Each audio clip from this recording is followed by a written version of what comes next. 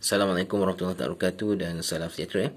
Alright, so for chapter 3 kita akan masuk topik momentum and impulse. Okay, first of all kita berkenalan dulu what is momentum. So apa itu momentum? Momentum is defined as the product of mass and velocity. Maksudnya momentum ni hasil daripada darab antara mass dengan velocity. Okay, so equation given over here, P is momentum, M is mass, V is velocity. Alright, so P equal to mv. And then it is a vector quantity. So maksudnya dia ada nilai positif ataupun negatif. Dia punya SI unit adalah kg ms negative 1. Okay, so jangan tersilap. Sebab apa kg? So mass dia kg kat sini, m ni, this one kg. V ni adalah velocity ms negative 1. So jadilah kg ms negative 1 ataupun Newton second. You boleh select lah either one you nak pakai. And then its direction is along the direction of velocity. Arah dia ikut arah laju velocity. Okay, contoh macam sini kita ada satu objek. So ada mass and then ada velocity. So you ada momentum. So the bigger the mass, the bigger the momentum. And the bigger the velocity, so momentum pun akan jadi bigger lah, besar. So next we have impulse. Okay, so definition for impulse is defined as change of momentum. Maksudnya perubahan momentum.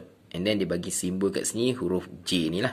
Okay, delta P. Dia kata J ni sama dengan delta P.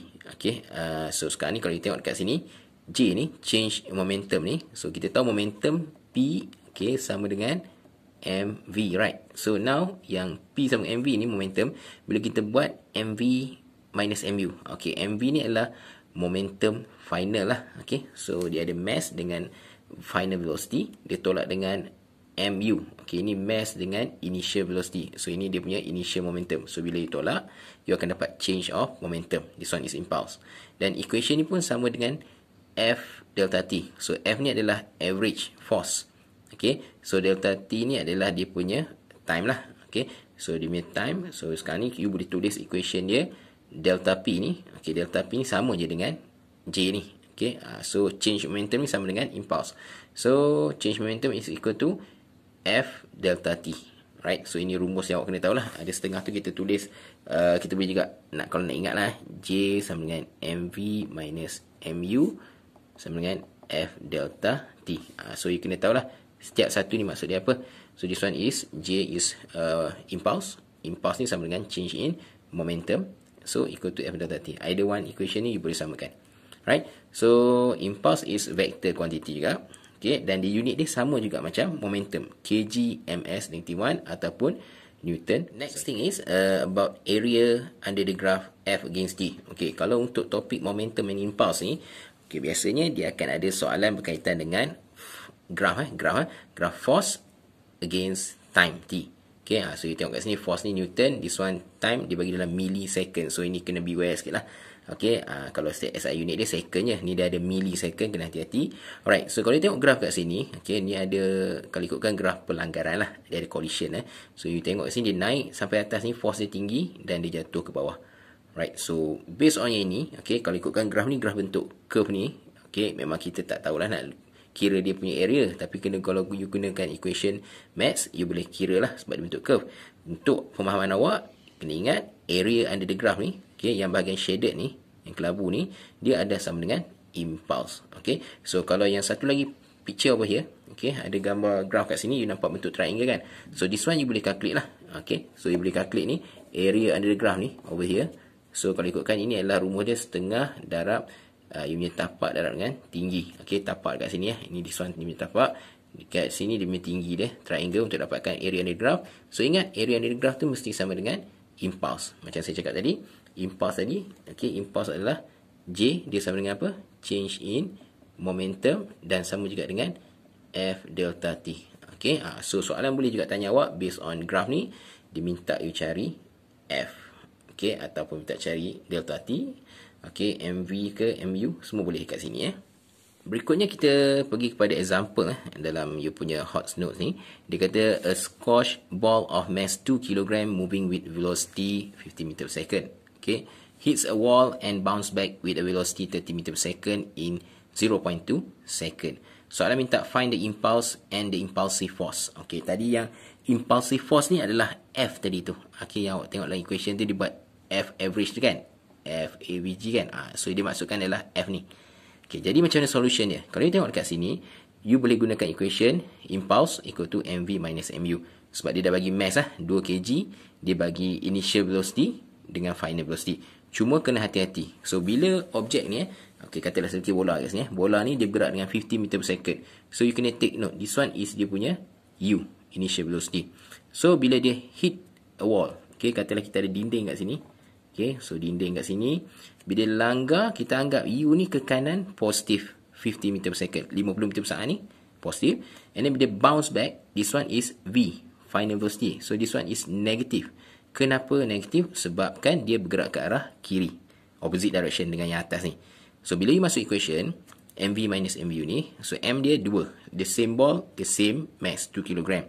So v dia adalah negatif 30 final. So ini kena hati-hati sebab dia ada negatif.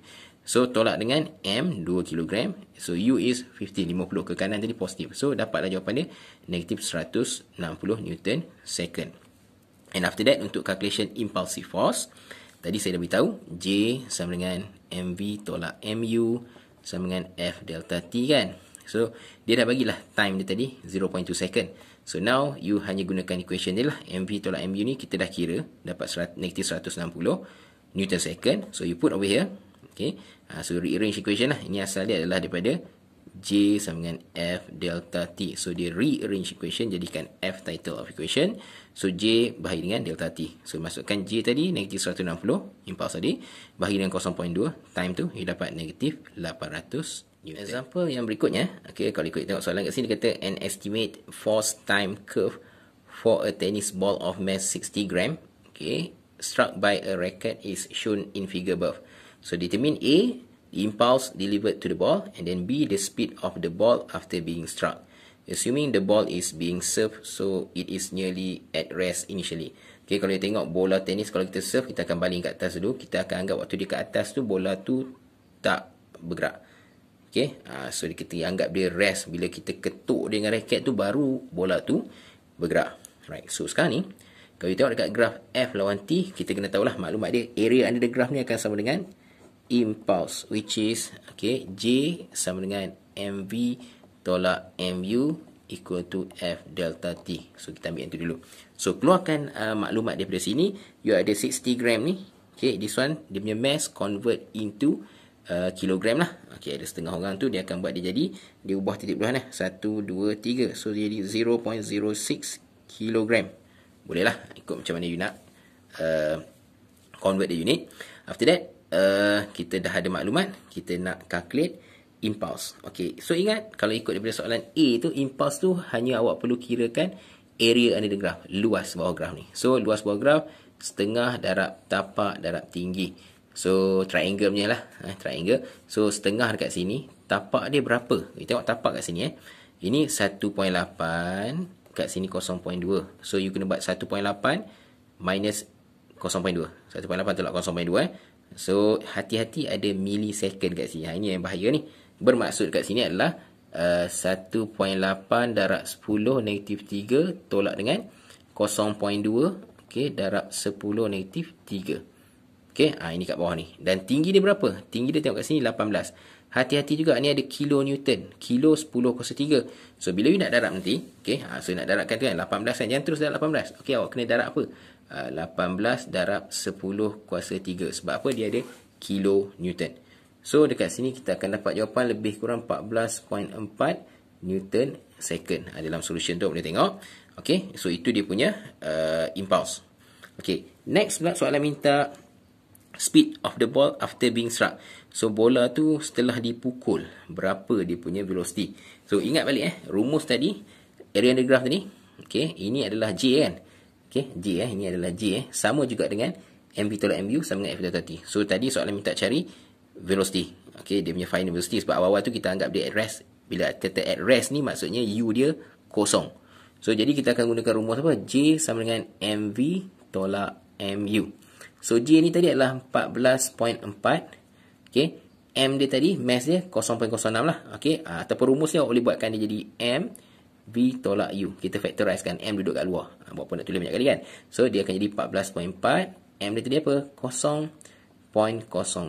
So V awak berapa? V kita tak tahu. U kita berapa? U kita kosong. So you akan dapat nilai V okay. So kalau ikutkan sini, dalam nota tadi tulis 240 meter per second. So itu jawapan dia. Okay, next 3.2 kita ada conservation of linear momentum. So kat sini adalah prinsip keabadian momentum. Okay, linear tu maksud dia dalam garis lurus lah. Right, so sebelum tu kita kena tahu dulu istilah-istilah yang pertama. So kita ada collision. Collision ni maksudnya pelanggaran. So the event of two particles coming together for a short time and thereby producing impulsive force on each other. Okay, kalau kita nampak tu ada pelanggaran before collision. So dia collide, dia berlanggar. After collision, dia bergerak. Okay, so kalau kita tengok A dengan B ni before collision tu dia head on. Ini kita sebut head on collision ataupun pelanggaran secara dia bertembung lah depan-depan. After pelanggaran tu, after collision tu, dia akan bergerak ikut laju masing-masing lah. Okay, dan arah masing-masing. Kalau ikut ini, dia satu ni, A ni dia pergi ke kiri, yang B ni ke kanan. Okay, dekat sini perkara yang paling penting adalah awak kena tahu bila menunjukkan arah tu, itu adalah arah velocity. Velocity tu awak kena tahu. Kalau ke kanan positif, ke kiri negatif. Kalau ke atas positif, ke bawah negatif. Okay, and then we have two types of collision, which is elastic collision, pelanggaran kenyal, and inelastic collision, pelanggaran tidak kenyal. So before we proceed to collision tadi tu, okay, istilah kita dah tahu. Okay, awak kena tahu what is principle of conservation of linear momentum. Okay, ini prinsip keabadian momentum linear. So dia kata sini definition is the total momentum of an isolated system just before a collision equal to the total momentum of the system just after the collision. Maksudnya hasil tambah momentum sebelum pelanggaran, okay, mesti sama dengan hasil tambah momentum selepas pelanggaran dalam sistem yang tertutup. Isolated system ni maksudnya sistem yang tertutup. Maksud tertutup dia tak ada benda lain lah, tak ada daya luar yang bertindak pada sistem tu. Contoh kalau objek tu sedang melanggar, tak ada pula orang pergi ketuk bola tu supaya tambah force kat situ. Okay, dia berlaku tanpa ada perkara lain daripada luar. Right. So dia kata in isolated system kat sini. Okay, ini ada sigma ni. So kita sebut sebagai total summation. Sigma ni adalah total summation, P ni adalah momentum, I tu adalah initial. So dia akan jadi ayat dia. Total summation momentum initial is equal to total summation momentum final. Ataupun total summation of momentum before collision is equal to total summation of momentum after collision. Dan rumus dia adalah M1 U1 plus M2 U2 equal to M1 V1 plus M2 V2. Okay, so ini keadaan dia kalau objek itu dia bergerak sebelum dia tidak melekat. Maksudnya sebelum tu berasingan. Contohlah contoh objek dengan objek, katalah ini dia pergi sini, pergi sini. Okay, selepas ini before before. So after after dia jadi contoh, mungkin dia akan bergerak ke sini, ke sini. Okay, ataupun dia boleh je bergerak secara arah yang sama, tapi dia tidak melekat, dia tak stick together. Right? So dalam before ni pun boleh juga keadaan dia macam ni. Contoh, okay, ke kanan, ke kanan. Okay, ke kanan-kanan, okay, mungkin dia akan pergi arah yang lain ataupun arah yang sama. Okay, so dia yang pentingnya arah velocity tu menunjukkan positif ataupun negatif. For elastic collision, okay, pelanggaran kenyal, perkara yang awak kena tahu dia ada dua perkara penting kat sini. The first one, the conservation of momentum is conserved. Maksudnya momentum sebelum dengan selepas mesti sama. Okay, yang kedua pula, the conservation of kinetic energy is conserved. Maksudnya tenaga kinetik sebelum pelanggaran dengan selepas pelanggaran adalah sama. Okey, yang awal ni kalau ikutkan persamaan kat sini kalau tengok kat sini kita boleh gunakan summation of momentum initial sama dengan summation of momentum final. Itu untuk yang pertama, yang ni. Okey, untuk yang kedua ni kita boleh gunakan summation of energy, kinetic energy initial sama dengan summation of kinetic energy final. Okey, so kalau yang atas ni, okey, untuk momentum ni biasanya penulisan ni adalah, kalau you tengok kat sini adalah pakai equation ni M1 U1 plus M2 U2 equal to M1 V1 plus, okay, with M2 V2. Okay, dekat sini. Right, so kalau yang ini pula, kinetic energy ni kita akan pakai half M1 U1 squared. Okay, ini rumus tenaga kinetik campur dengan, okay, ni saya asingkan okay, half M2 U2 squared plus with half, okay, sorry, ini bukan plus, ini equal sama dengan half M1 V1 squared plus with half M2 V2 squared. Okay, so ini tenaga kinetik sebelum, ini tenaga kinetik selepas. Kenapa saya buat sampai 4 ni? Sebab kalau ikut dalam contoh gambar kat sini, kita ada before collision, kita ada objek 1 dengan objek 2. Okay. So ini kinetic energy untuk objek 1. Objek 2, ini kinetic energy dia. So, selepas pelanggaran pula, kita ada juga kinetic energy. So, objek 1 dengan objek 2. That's why dia ada 4 rumus ni kalau you tengok. Okay, itu untuk elastic collision. Okay, ingat, the first one, momentum is conserved. Number 2, kinetic energy is conserved. Dua-dua conserved. Alright, next for inelastic collision, ataupun kita sebut sebagai pelanggaran tak kenyal. So, untuk inelastic collision ni, the first part is, the conservation of momentum is conserved. Maksudnya, summation of momentum initial sama dengan summation of momentum final. Okay, dia conserve. Okay, dan untuk kinetic energy pula is not conserved. Okay, the conservation of kinetic energy is not conserved. Maksudnya hasil tambah, okay, kinetic energy initial dia tak sama dengan hasil tambah kinetic energy final. Maksudnya bila awak kira sebelum dan selepas tu tak sama. Itu kita maksudkan sebagai pelanggaran inelastic atau pelanggaran kenyal inelastic collision. Bila awak buat kiraan lah, maksudnya rumus tadi lah. Okay, half M1, okay, U1 squared plus half M2 U2 squared equal to half M1 V1 squared plus half M2 V2 squared. Okay, ini pengiraan. Okay, dalam kes ni adalah objek tidak melekat lah. Kalau dia objek melekat stick together, awak kena hati-hati lah. Maksudnya pengiraan tu mesti kita buat mass tu ditambah lah M1 dengan M2. Baiklah, ini adalah contoh yang dalam hot note awak tu. Okey, ada banyak contoh soalan-soalan lain. Ini contoh saja dalam hot note. Jadi untuk soalan ni dia kata figure shows an object A of mass 200 gram collides head on. Head on tu maksudnya bertentangan lah with object B of mass 100 gram. After the collision, B move at the speed of 2 meter per second to the left. Determine the velocity of A after collision. So, dia kata sebelum pelanggaran, keadaan dia macam ni. Dan you kena take note, dia punya mass. Jangan salah, dia kata objek A tadi, mass dia 200 gram. 200 gram bermaksud, ini saya letak, mass A ni adalah 0.2 kg. Terus convert kepada SI unit, kg. Okay, and then objek B pula, dia kata mass dia 100 gram. Okay, so B ni, kita kata dia mass B, So, 0.1 kg. Okay, so 100 gram. Okay, after collision, dia kata B move at the speed of 2 meter per second to the left. Okay, so selepas pelanggaran tu, B tadi bergerak ke sebelah kiri. Okay, ini sebelum pelanggaran. Jadi, bila kita nak buat, kita kena tulis dulu dia punya konsep kat sini. Summation of momentum initial equal to summation of momentum final. Okay, ini konsep dia. After that, baru buat rumus. MAUA plus MBUB equal to MABA campur MBBB. Okay, dalam kes ni, dia tak melekat. Not stick together. Kalau stick together, lain. Biasanya kalau stick together, melekat, kita akan buat MA tambah MB darab dengan V. Sebab apa? Dia berkongsi satu sahaja velocity. Sebab dia bergerak sekali, melekat kan. Ini tak melekat. Okay, so tak perlu pakai yang ni ya. Jadi masukkan nilai lah. Sebelum tadi, okay, 0.20, okay, darab dengan negatif 6. Okay, kenapa darab negatif 6? Sebab apa? Sebab objek A ni bergerak ke sebelah kiri. That's why kita letak negatif. Ingat So yang B pula 0.1 darab dengan 3. 3 ni sebab dia bergerak ke sebelah kanan velocity dia. So 3. Itu initial pada awalnya. Okey. Selepas pelanggaran, after collision. Okey, 0.2 darab dengan VA. Sebab apa kita tak tahu nilai velocity untuk objek A. Dan kena tambah dengan objek B 0.1 darab dengan negatif 2. Kenapa negatif 2? Sebab dia kata B move at the speed of 2 meter per second to the left. Ke sebelah kiri. That's why kita letak negatif. Dan akhir jawapan kita dapat negatif 3.5 meter per second. Dan dia adalah negatif. Jadi jawapan dia bergerak ke sebelah kiri, to the left. Okay, so itu sahaja. Ada soalan-soalan latihan exercise tu awak boleh siapkan. Okay, in case apa tak faham boleh tanya pensyarah-pensyarah awak. Okay, sekian, terima kasih. Assalamualaikum.